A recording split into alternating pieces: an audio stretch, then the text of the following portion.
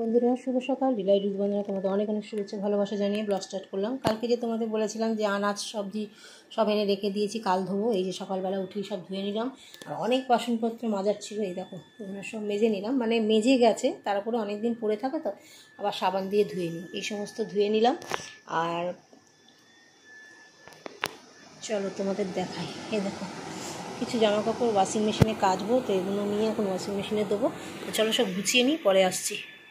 ভিজিয়ে দিয়েছি দেখতে পাচ্ছ, আর বাসন টাসন তুলে দিয়েছি। আর এখানে দেখো ভাত বসিয়ে দিয়েছি, আর এখানে চিকেন, পেঁপে, আলু, পেঁয়াজ টেঁয়াজ দিয়ে আদা রসুন দিয়ে একদম পেস্ট করে বসিয়ে দেবো। এই যে আদা রসুনের পেস্ট, আর একটু আদা দিয়েছি, আর রসুন দিয়ে দেবো, আর এই পেঁয়াজ কেটে দিয়ে দেবো।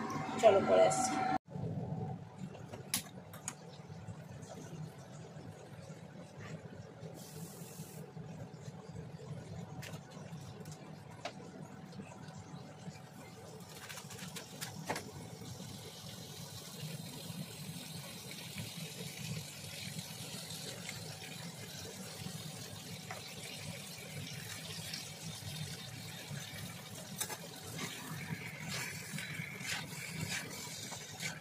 তো বন্ধুরা আজকে আমি কিন্তু বেশি খাটিনি, জানো তো। আজকে চিকেন, পেঁয়াজ, দেখো এখনও পেঁয়াজ নিই, গোটা গোটা আলু, তারপরে মশলা সমস্ত, আদা রসুনের পেস্ট, তারপরে একটু আদা রসুনের পেস্টে যেহেতু রসুনের ভাগটা কমই থাকে, তো সেই কারণে একটু গ্রেট করা আদা আর একটু রসুন মানে টুকরো টুকরো করে কেটে দিয়ে দিয়েছি। ওটা স্বাদও হবে, প্লাস মুখে পড়লে ভালোও লাগবে।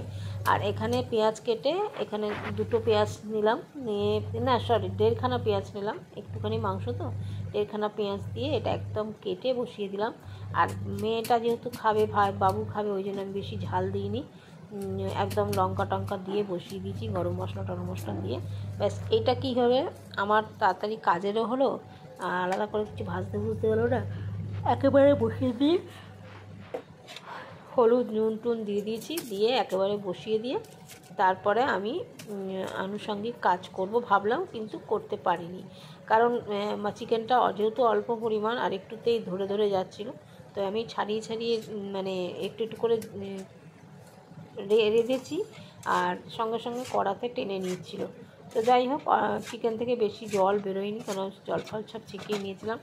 আর চিকেনটা খেতে কিন্তু ভালো হয়েছিল, একটু নুন কম হয়েছিল। তা যাই হোক, রুটি দিয়ে যদি ভাইরা খায়, তো মেয়ে হয়তো ভাত দিয়ে খাবে, রুটি দিয়ে খেলে নুনটা লাগবে না, ভাত দিয়ে খেলে কিন্তু একটু নুন লাগছে। তো এই মাংসটা বসিয়ে দেওয়ার পর তারপরে অনেক কাজ আছে, যেগুলো তোমাদের সঙ্গে শেয়ার করতে একদমই পারবো না, কিন্তু মুখে বলে দিচ্ছি কী কী করবো হচ্ছে। ভাত মাংসটা হয়ে গেলে খাবার দাবার বেড়ে গ্যাস ফ্যাস সব পরিষ্কার করে, জায়গাটা পরিষ্কার করে, আর তোমরা জায়গা এতটাই ছোট আমার জায়গাটা, যে আমার সত্যি কথা বলতে ওখানে একটু জিনিসপত্র রেখে রান্না করতে খুবই কষ্ট হয়, কিন্তু কিছু করারও নেই, এইটুকু জায়গাতেই করতে হবে। আর দেখুন রসুনগুলো ছাড়িয়ে নিচ্ছি, নিয়ে মাংসটা করে নিই, আর করে নিয়ে তারপরে তোমাদের কাছে ফিরে আসছি। এখন আমি মাংসটা কষাবো, আর সেই কষানোটা থেকে তোমাদের দেখাবো।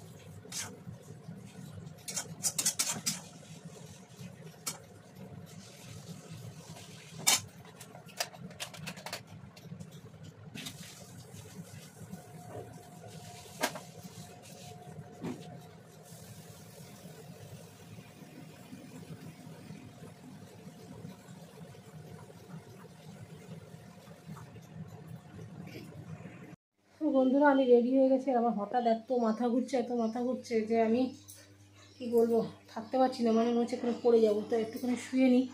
চন্দ্রাদিকে 3:30টার সময় যাবে। যাই হোক, চন্দ্রাদিকে নয়, রিঙ্কাকে একটু ফোন করে জানিয়ে দিই যে আমার আধ ঘন্টা দেরি হবে, পারছি না, খুব চোখটা মাথাটা ঘুরছে, কীরকম যেন একটা হচ্ছে, গ্যাস হয়ে গেছে জানো তো।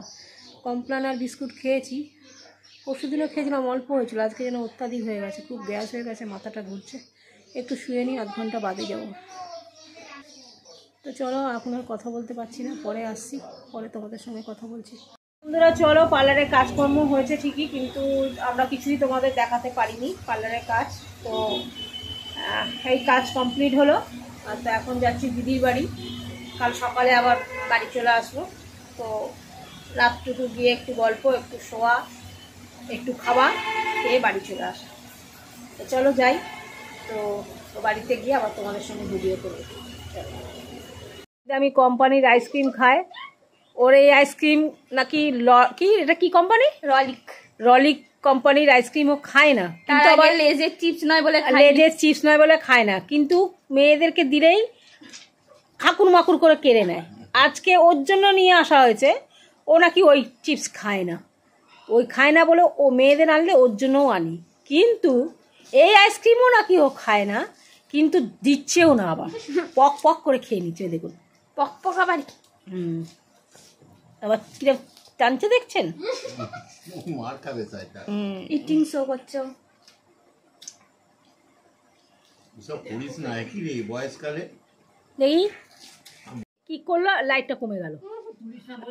আরে পেছনে কাপড় আছে, কি করে লাইট আসবে?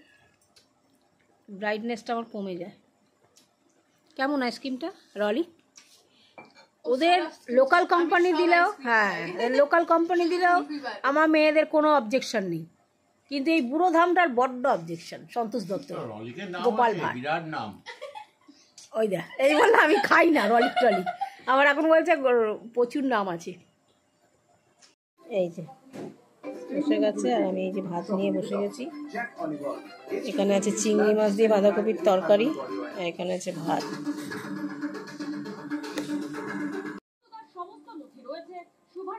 এই বানিয়েছিস বাঁধাকপিটা?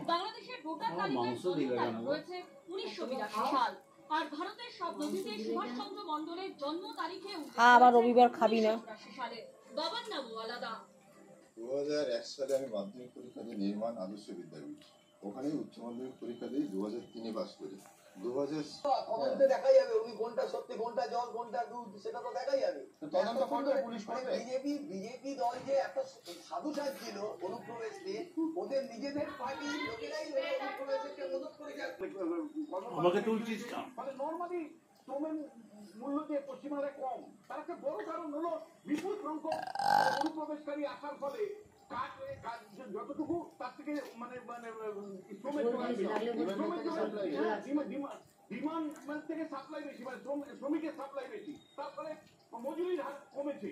পশ্চিমবাংলার ছেলেপেলে কম মজুরিতে কাজ ভয়ে বাড়ি ছাড়া হয়েছে, সমস্ত গুজরাটে বা বিভিন্ন রাজ্যে গেছে। সুমন আপনাকে পরিষ্কার বলতে চাই যে এই যে শরৎনগরে দিনের পর দিন যে পরিস্থিতিটা তৈরি হয়েছে, লক্ষ্মী ভান্ডার থেকে শুরু করে সরকারের বিভিন্ন প্রকল্পগুলোকে আত্মসামলে দোয়ার তুলে বলেছেন যে কোথায় বাংলাদেশের আর্থিক অবস্থা এখন ভালো, আমাদের এখানে কেন অনুপ্রবেশ ঘটবে? একটা সম্পূর্ণ একটা দ্বীপ রাষ্ট্র, সেই ব্রিটেনের মধ্যে অনুপ্রবেশ গোল গোল করে পটল ভাজা, গ্রিন চাটনি একটা মাখিয়ে দেয় না। বাবা বসে পড়।